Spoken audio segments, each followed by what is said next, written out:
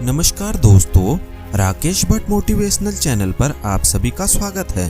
आज हम आपको एक अनोखी कहानी के बारे में बताएंगे, तो चलिए शुरू करते हैं। मेरा एक बेटा है जो बाहर हॉस्टल में रहकर अपनी पढ़ाई करता है। जब उसकी पढ़ाई की छुट्टियां होती हैं तो वह घर से बाहर आ जाता है और घर पर आने के बाद हम खूब मौज मस्ती करते हैं। यह बात उस समय की है जब मेरा इकलौता बेटा जो अभी अभी जोधपुर हॉस्टल से आया था। मेरे बेटे का हॉस्टल से निकलना या बाहर कहीं आना जाना नहीं होता है। वहीं पर रहकर वह अपनी पढ़ाई करता है और उन्हें बाहर नहीं घूमने फिरने दिया जाता है, इसीलिए वह वहां रहकर बोर हो जाता है। जब वह घर पर आया तो उसने हमें बताया कि मैं बहुत बोर हो गया हूँ, चलो हम कहीं घूमने चलते हैं। तो मैंने और मेरे बेटे ने बाहर घूमने का प्लान बनाया। हम दोनों ने प्लान बनाया कि हम शिमला घूमने के लिए जाएंगे। बाहर घूमने की खुशी में हमने उसी दिन अपने पैकिंग इत्यादि कर ली और हम अगले दिन ही शिमला के लिए निकल पड़े। जब शिमला गए तो वहां पर हमने होटल में एक रूम रेंट पर ले लिया, लेकिन मुझे नहीं पता था कि मेरा बेटा मुझे किस तरह रखने वाला है। तो चलिए इस कहानी को शुरू करते हैं। मेरा नाम प्रिया है। मेरी शादी बहुत ही पैसे वाले घर में हुई है। मेरे पति एक बहुत ही बड़े बिजनेसमैन हैं। वह अपने बिजनेस के सिलसिले में हमेशा विदेश में रहते हैं। शादी के 1 साल बाद ही मुझे मेरा एक बेटा हुआ। जब बेटा हुआ उस समय भी मेरे पति मेरे पास नहीं थे। मुझे इस बात का बड़ा दुख था, क्योंकि यह पल एक महिला की जिंदगी का सबसे अहम पल होता है। वह मेरी फिक्र बिल्कुल भी नहीं करते थे। मेरे पास बहुत ही कम रहते थे। ज़्यादातर वह अपने काम के सिलसिले में ही बाहर रहते थे। मैंने अपने बेटे की परवरिश खुद ही अकेले की। उसे अच्छे से पढ़ाया लिखाया, अच्छे संस्कार दिए। 10वीं कक्षा तक तो वह मेरे साथ ही रहकर पढ़ाई करता था। फिर एक दिन मेरे पति विदेश से आए। उन्होंने उसे CBSE स्कूल में पढ़ने के लिए भेज दिया और कुछ सालों तक पढ़ाई करने के बाद उन्होंने उसे अमेरिका भेज दिया। वहाँ वह हॉस्टल में रहकर पढ़ाई करने लगा। बेटा और पति के चले जाने के बाद मैं बिल्कुल अकेली पड़ गई थी। मेरे पति मुझे अपने साथ कहीं भी नहीं ले जाना चाहते थे। मैं घर पर बिल्कुल अकेली रहती थी और इसी वजह से धीरे धीरे यह अकेलापन मुझे अंदर ही अंदर काटने लगा। मेरा बेटा कभी कभी फोन पर बात करके मेरा हालचाल ले लिया करता था। मेरे पति तो मुझे कॉल तक नहीं करते थे। मुझे ऐसे लगने लगा था कि मेरे पति का विदेश में किसी दूसरी लड़की के साथ अफेयर चल रहा है, पर मैंने यह बात अपने बेटे से कभी नहीं बताई, इसलिए कि मेरे बेटे के अंदर उसके पिता के लिए कोई कड़वाहट हो। मैं तो चाहती थी कि मेरा बेटा बिना किसी चिंता के अपनी पढ़ाई पूरी करे और जल्दी से अपने घर आ जाए, इसीलिए मैं बस चुपचाप सब कुछ कर रही थी। धीरे धीरे समय बीतता गया और मेरी तबीयत खराब होने लगी। मेरी भूख प्यास सब खत्म होती जा रही थी।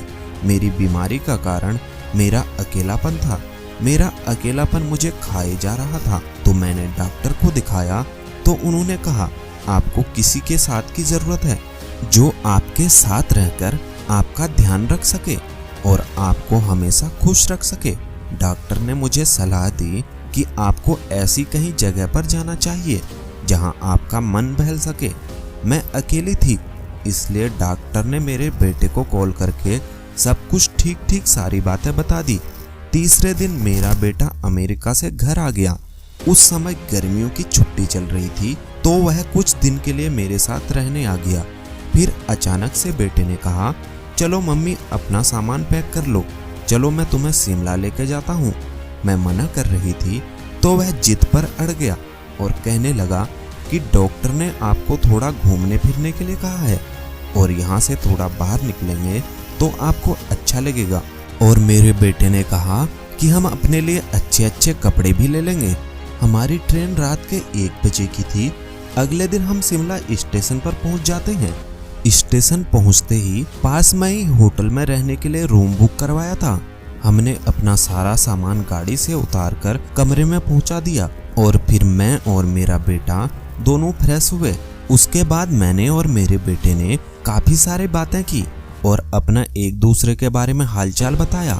दोस्तों, मेरा बेटा मुझे खुश करने की कोशिश में लगा था। फिर बेटे ने मुझे शिमला की सैर कराई हम दोनों खूब घूमे। फिर उसके बाद मैंने बेटे से कहा, चलो अब होटल वापस चलते हैं, मैं बहुत थक गई हूँ। बेटे ने कहा, ठीक है। हमें होटल पहुँचते पहुँचते रात हो गई और हमने खाना वहीं मंगा लिया। मेरा बेटा मुझसे बातें करने लगा। मैंने उससे कहा, चलो सो जाते हैं, पर वह कहने लगा, नहीं, आज मैं पूरी रात आपसे बात करूंगा। डॉक्टर ने कहा है कि आपसे बहुत सारी बातें करके आपको डिप्रेशन से बाहर निकालूं। फिर बेटा कहता है, वैसे भी पापा आपके साथ कहाँ रहते हैं, उन्हें तो आपकी बिल्कुल भी परवाह नहीं है। और बेटा पूछता है, मम्मी आप शादी से पहले किसी और को पसंद करती थी? मैंने हंसकर कहा, तुम भी यह बातें लेकर बैठ गए हो। बेटे ने हंसकर कहा, बताइए ना मम्मी। तो मैं भी अब बेटे को सारी बातें बताने लगी। मैंने कहा, हाँ, विवाह से पहले मेरा एक बेस्ट फ्रेंड था। फिर बेटे ने पूछा, सिर्फ दोस्त या कुछ और? मैंने कहा, तो उससे भी बढ़कर था, लेकिन मेरी शादी उससे नहीं हो पाई और तुम्हारे पापा से हो गई।